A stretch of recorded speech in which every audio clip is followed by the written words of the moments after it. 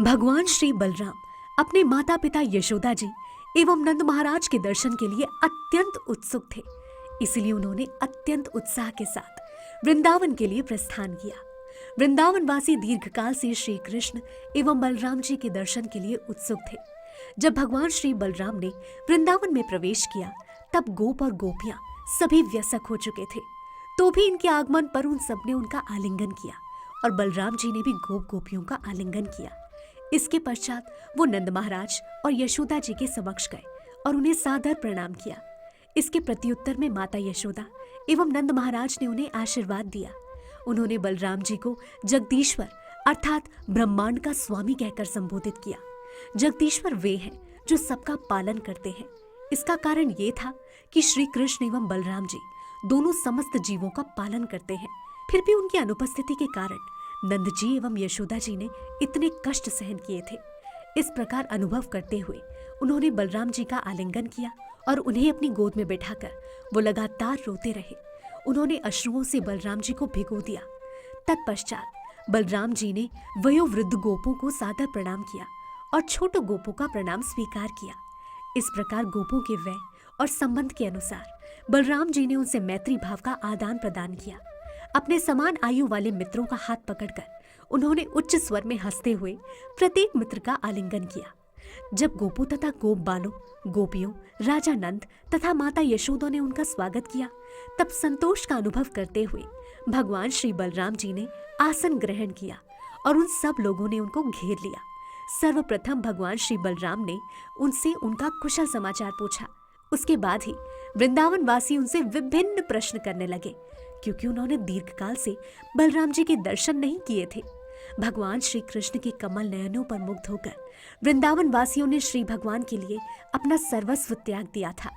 श्री कृष्ण से प्रेम करने की अपनी महान इच्छा के कारण उन्होंने स्वर्गलोक प्राप्ति एवं परम सत्य से एकाकार होने के लिए ब्रह्म ज्योति में लीन होने जैसी किसी वस्तु की भी कामना नहीं की थी। ऐश्वर्यशाली जीवन का उपभोग करने में भी वो अभिरुचि नहीं थे। वे गोपों के रूप में वृंदावन ग्राम में सरल जीवन व्यतीत करने में ही संतुष्ट थे। वो सदैव श्री कृष्ण के चिंतन में मग्न रहते थे और किसी व्यक्तिगत लाभ की कामना नहीं करते थे। उन्हें श्री कृष्ण से इतना अधिक प्रेम था कि उनकी अनुपस्थिति में जब वो श्री बलराम से प्रश्न करने लगे तब उनकी वाणी लड़खड़ा गई।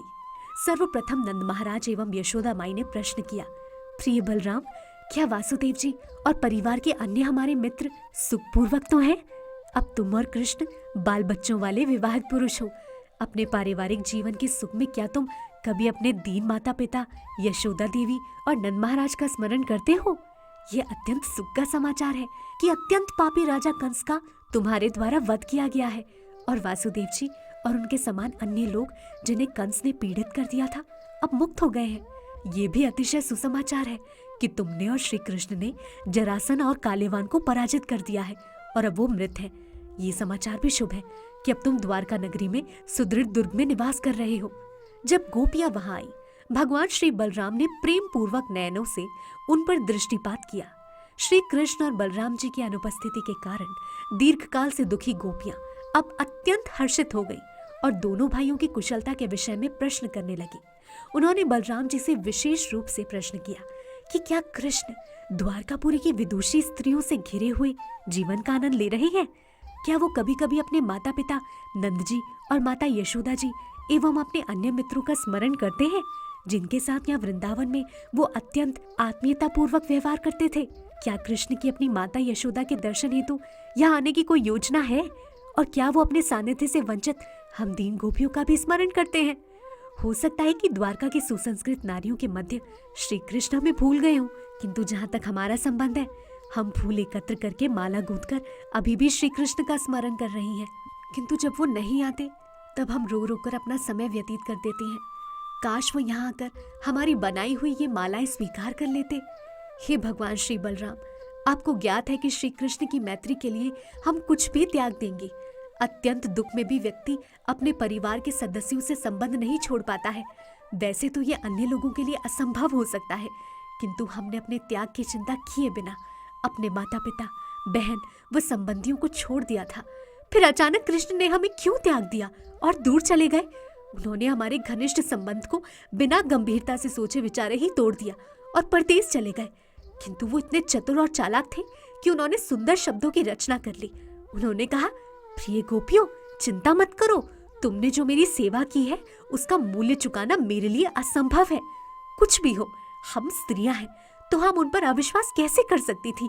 अब हम समझ सकती हैं कि उनके मीठे शब्द केवल हमें छलने के लिए ही थे। श्री कृष्ण की वृंदावन से अनुपस्थिति पर उलाहना देती हुई एक अन्य गोपी कहने लगी, प्रिय बलराम जी, वास्तव में तो हम ग्राम बालाएं हैं, इसलिए श्री कृष्ण इस प्रकार हमको छल सके, किंतु द्वारका की नारियों का क्या होगा? मेरे विचार में वो हमारी जैसी मूर्ख नहीं है। हम ग्रामीण युवतियों को श्री कृष्ण छल सकते हैं, किंतु द्वारका नगर की युवतियां अत्यंत चतुर और बुद्धिमती हैं। इसलिए यदि ऐसी नागरिक युवतियों को भी कृष्ण छल सके और वो उनके शब्दों पर विश्वास कर सके तो मुझे अत्यंत आश्चर्य होगा। उसके बाद एक अन्य गोपी ने कहना प्रारंभ किया, प्रिय सखा, शब्दों के उपयोग में कृष्ण अत्यंत चतुर है। इस कला में कोई उनसे प्रतियोगिता नहीं कर सकता। वो इतने मधुर शब्दों की रचना कर सकते हैं और इतना मधुर वार्तालाप कर सकते हैं कि किसी भी स्त्री का हृदय धोखा खा जाएगा। इसके अतिरिक्त उन्होंने अत्यंत आकर्षक ढंग से मुस्कुराने की कला में पूर्णता प्राप्त कर ली है। उनकी मुस्कान के दर्शन करके स्त्रियां उनके पीछे पागल हो जाती हैं और बिना किसी असमंजस के उनको आत्मसमर्पण कर देती हैं। ये सुनकर एक अन्य गोपी ने कहा, प्रिय सखियों, श्री कृष्ण के विषय में वार्तालाप करने से क्या लाभ? यदि वार्तालाप करके ही समय व्यतीत करने में तुम्हारी रुचि है तो आओ श्री कृष्ण के अतिरिक्त किसी अन्य विषय पर वार्तालाप करें। यदि क्रूर कृष्ण हमारे बिना अपना समय व्यतीत कर सकते हैं, तब हम कृष्ण के बिना अपना समय क्यों नहीं व्यतीत कर सकती? वास्तव में कृष्ण हमारे बिना भी अपने दिवस अत्यंत सुखपूर्वक व्यतीत कर रहे हैं, किंतु भेद ये है कि हम उनके बिना अपने दिवस सुखपूर्वक नहीं व्यतीत कर सकती हैं। जब गोपियां इस प्रकार वार्तालाप कर रही थी, तब श्री कृष्ण के प्रति उनकी भावनाएं तीव्र होती गई। वो श्री कृष्ण की मुस्कान, श्री कृष्ण के प्रेमपूर्ण शब्द, श्री कृष्ण की आकर्षक आकृति, श्री कृष्ण के लक्षणों एवं श्री कृष्ण के आलिंगनों का अनुभव कर रही थी। उनकी आनंदमयी अनुभूतियां इतनी तीव्र थी कि उन्हें ऐसा प्रतीत हुआ कि श्री कृष्ण स्वयं वहां उपस्थित हैं और उनके समक्ष नृत्य कर रहे हैं। श्री कृष्ण की मधुर स्मृतियों के कारण वो अपने अश्रुओं को न रोक सकी और बिना विचार किए रोने लगी।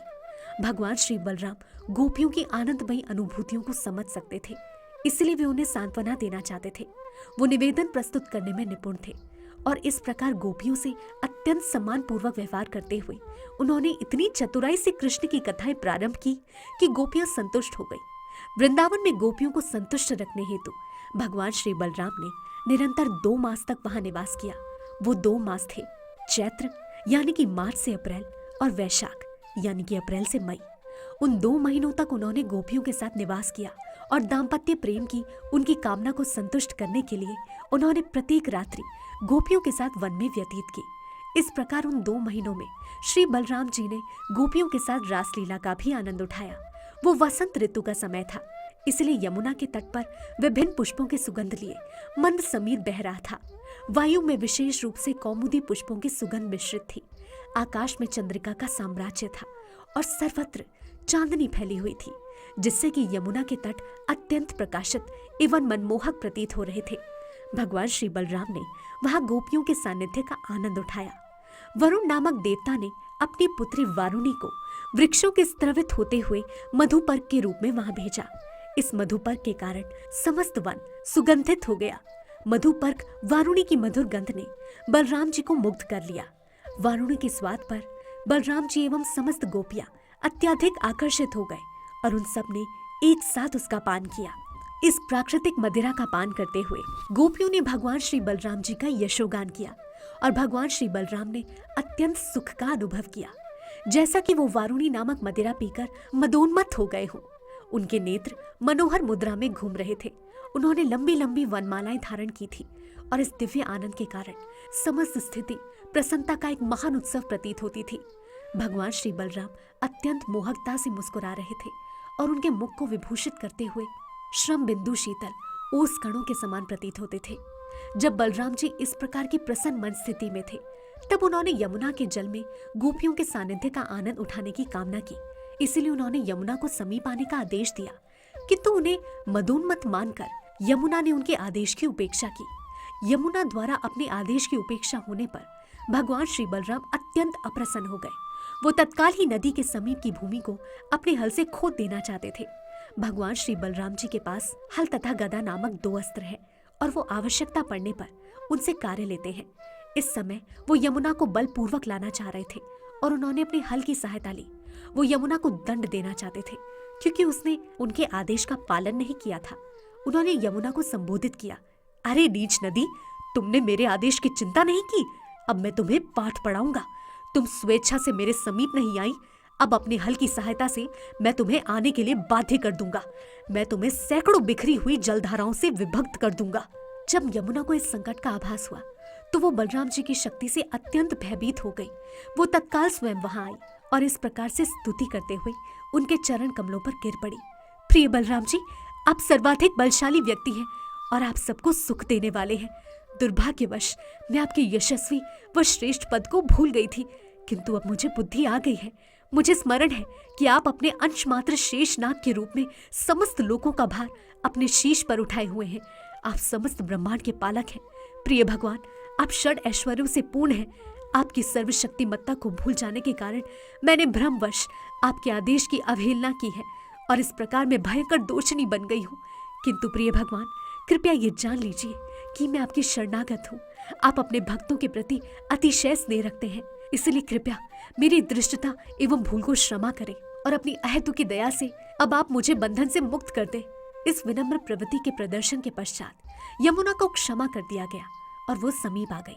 भगवान श्री बलराम उसी प्रकार गोपियों के साथ उसके जल में जल विहार का आनंद लाभ उठाना चाहते थे, जैसा कि एक हाथी अपनी अनेक हथिनियों के साथ जल क्रीड़ा का आनंद लेता है। दीर्घकाल के पश्चात जब भगवान श्री बलराम ने जी भरकर आनंद उपभोग कर लिया, तब वो जल से बाहर आए। तत्काल ही भाग्य की देवी ने उन्हें एक उत्तम नीलांबर और स्वर्ण निर्मित एक मूल्यवान कंठहार अर्पित किया। यमुना में स्नान करने के उपरांत नीलांबरधारी तथा स्वर्णाभूषणों से सज्जित भगवान श्री बलराम सबको अत्यंत आकर्षक लगे। भगवान श्री बलराम गौर वर्ण के हैं और जब वो उचित रूप से वस्त्रादि धारण कर चुके तो वो स्वर्ग में राजा इंद्र के श्वेत हाथी के समान दिखाई दिए। भगवान श्री बलराम की हद से खोदी जाने के कारण यमुना नदी की अभी भी बहुत सी छोटी छोटी शाखाएं हैं और यमुना नदी की ये समस्त शाखाएं अभी भी भगवान श्री बलराम की सर्वशक्तिमत्ता का यशवर्धन कर रही है। 2 मास तक भगवान श्री बलराम और गोपियों ने नित्य रात्रि को साथ साथ लीलाओं का आनंदोपभोग किया, किंतु समय इतनी शीघ्रता से व्यतीत हो गया कि वो सब रात्रियां केवल एक रात्रि के समान प्रतीत हुई। भगवान श्री बलराम की उपस्थिति में समस्त गोपियां और वृंदावनवासी उतने ही प्रसन्न थे जितने कि पहले दोनों भाई भगवान श्री कृष्ण और भगवान श्री बलराम की उपस्थिति में रहते थे। अगले एपिसोड में हम जानेंगे पौंड्रक एवं काशीराज के उद्धार के बारे में। हरे कृष्णा।